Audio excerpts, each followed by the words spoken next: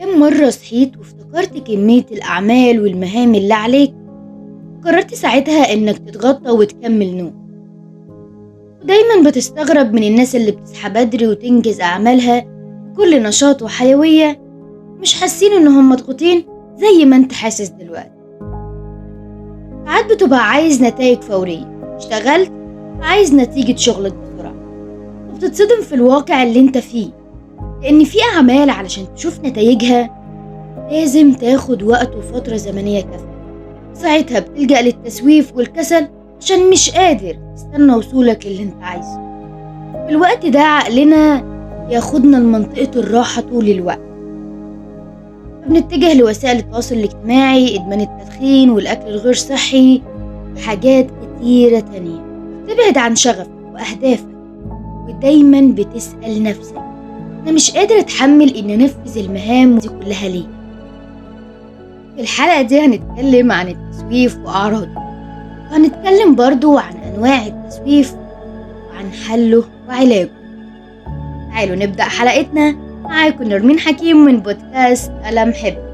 ما تنسوش لو أول مرة تسمعوني اشتركوا في القناة عشان يوصلكوا كل جديد، ولايك وشير للحلقة. ايه هو التسويف؟ وباختصار هو تأجيل المهام اللي المفروض تقوم بيها من غير أي مبرر منطقي، على الرغم من إنك تعرف الأضرار السلبية اللي ممكن تحصل لك إنك تأجل المهام دي. مشكلة التسويف إن دايما بيربط بينه وبين المشاعر السلبية، يعني بتحس بعد ما بتسوف الأعمال اللي المفروض تكون عليك مشاعر زي التوتر النفسي والشعور بالذنب والقلق بشكل دايم. لما بيتكرر التسويف في المهام الدراسية أو الوظيفية، ينتهي بيك الأمر بإيه؟ ينتهي بيك الأمر بالفشل. دايما بتتعرض للوم من نفسك ومن كل اللي حواليك.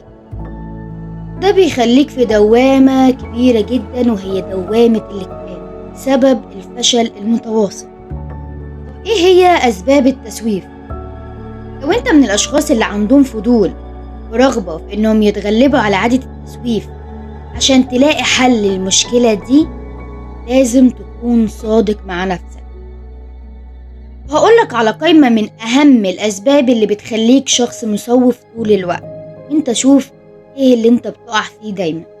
كمالية، عايز تسعى علشان تكون كامل، وبتحط لنفسك أهداف خرافية عشان توصل لمبدأ الكمال في وجهة نظرك، ودايما بتتوقع توقعات غير واقعية بالمرة، وبتحس انك خايف من الفشل، وبتبدأ بتأجيل أعمالك ومهامك اللي انت فاكر انه ممكن ما يحصلش بالشكل المثالي اللي انت عايزه. والنتيجة انك بتستمر في التأجيل، تنتظر اللحظة المناسبة اللي عمرها ما هتيجي بالشكل ده، انتظار اللحظة الأخيرة. انك تكون شخص بتأجل أعمالك لآخر لحظة، يعني بتحط نفسك تحت ضغط، بس للأسف ده بينقلب عليك. ليه بقى؟ انك ما بتديش نفسك الوقت الكافي عشان تقوم بالأعمال اللي وراك بشكل كويس. وان تأجيلها لآخر لحظة ده يسبب لك أضرار وأخطاء في العمل كتيرة جدا. المشتتات، انك بتواجه صعوبة في التركيز على مهامك بسبب ان حواليك مشتتات كتيرة زي التليفون، التلفزيون، وبتحس انك بتأجل المهام يوم بعد يوم. عدم تنظيم الوقت، لو انت من الاشخاص اللي عندهم صعوبة في تنظيم وقتهم بشكل فعال، ده من اسباب اللي بتخليك تأجل مهامك طول الوقت. من اسباب التسويف برضو الخوف من الفشل، عدم التركيز، النفور من مهمة والخوف من نتائجها، زي ما قلنا في السعي للكمالية، الاكتئاب، قلة الثقة بالنفس. نيجي لأهم نقطة بالنسبة لنا، ايه هو حل وعلاج التسويف؟ 1. تقسيم الهدف لأجزاء وخطوات صغيرة. ساعات بتأجل مهامك وأهدافك لأنها بالنسبة لك مرهقة جدا، وبمجرد ما بتفتكر في حجم المهمة بتحس برهبة وبترجع في إنك تبدأ في تنفيذها. فبيساعدك تقسيم المهمة لخطوات صغيرة إنك تتخطى عقبة التسويف وتقدر بسهولة في تنفيذها، لأن ببساطة الخطوة الصغيرة بتجيب خطوات بعدها. 2. الخطوة الأولى، كل مهمة أو عمل متعلق بالخطوة الأولى. لو خدتها وما استسلمتش هتبدأ، ومهمة بعد مهمة هتخلصها. إنما لو فضلت تأجل في الخطوة الأولى عمرك ما هتبدأ أبدا، وهتفضل طول الوقت بتسوي لمجرد إنك مش قادر تاخد القرار تبدأ الخطوة الأولى. ومثال، هنتكلم بقى عن ست البيت.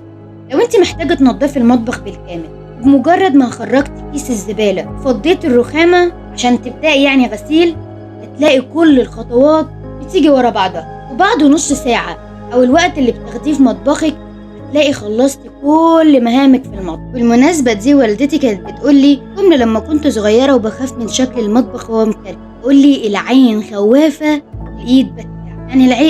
يعني العين بتخاف دايما من أي حاجة كبيرة قدامك، بس الإيد بتعمل أي حاجة انت عايز تعملها واكتر كمان.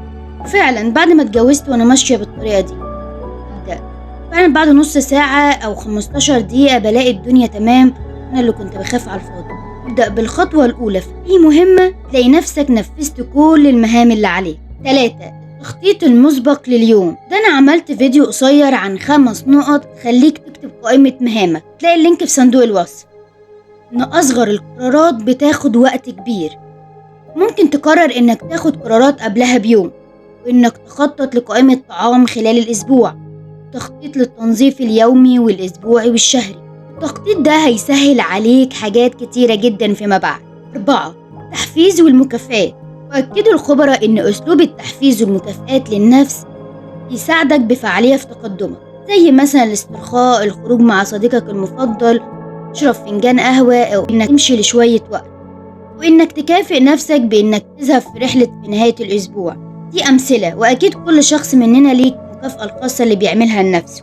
أنا من مكافأتي لنفسي على مهمة تبان ليكوا صغيرة بس بالنسبة لي هي كبيرة جدا، إني انتظمت على فيتامين أخده لمدة 15 يوم. دي من الحاجات الكبيرة جدا بالنسبة لي، إن أقدر أخد علاجه بانتظام. كافأت نفسي وجبت مج لذيذ كده بما إني بحب المجهود. قولولي إيه المكافآت اللي بتعملوها لنفسكوا لما بتنجزوا المهام كلها اللي وراكوا، اكتبولي في الكومنتات. 5. عدم جلد الذات. جلدك ولومك لنفسك طول الوقت عشان ما أنجزتش مهامك عمره ما هيحل المشكلة، بل بالعكس هيسبب لك نتائج عكسية. حاول تتحمل المسؤولية بهدوء، إنك تتكلم مع المشاعر السلبية اللي جواك، حاول تنتصر على التسويف. قول لنفسك مش لازم كل يوم يكون اليوم المثالي بالنسبة لي، أكيد هيكون في لخبطة وهحاول أظبطها مع الوقت بالتدريب. عمر اللوم مكان لصالحك، دايما وقفك مكانك. 6. اجعل الاستمرارية خيارك الوحيد. أحسن طريقة لتحقيق أهدافك إنك تبني مبدأ الاستمرارية والالتزام بيه. ابدأ من النهاردة إنك تقف عن تأجيل وتسويف كل حاجة عايز تحققها. ابعد عن الكمال وإنك تحقق الهدف بشكل كامل، لأن ده هيزود عندك الارتباك، هتقف مكانك. ركز إنك تستمر في تقسيم هدفك لأجزاء صغيرة عشان تقدر تكمل وتحقق هدفك. الاستمرارية أساسها النجاح. 7. استخدم استراتيجيات تنظيم الوقت. بيساعدك إدارة الوقت في تخصيص فترة زمنية محددة. كمان بيساعدك إدارة الوقت بشكل فعال، إنك تتخلص من التشتت ويزود التركيز وبيحسن الإنتاجية. ده بيقلل من إنك تفضل تسوف طول الوقت، لأن ساعتها بيدير وقتك بفعالية. تفضل طول الوقت على الطريق الصحيح. هيكون لينا بإذن ربنا سلسلة عن التخطيط وعن إدارة الوقت، إزاي أدير وقتي بشكل فعال. كده أخدنا 7 نقط عن حل علاج التسويف في حياتك. لو عجبتك الحلقة ما تنساش تشترك في القناة، لايك وشير للحلقة. كانت معكم نرمين حكيم من بودكاست ألم حب.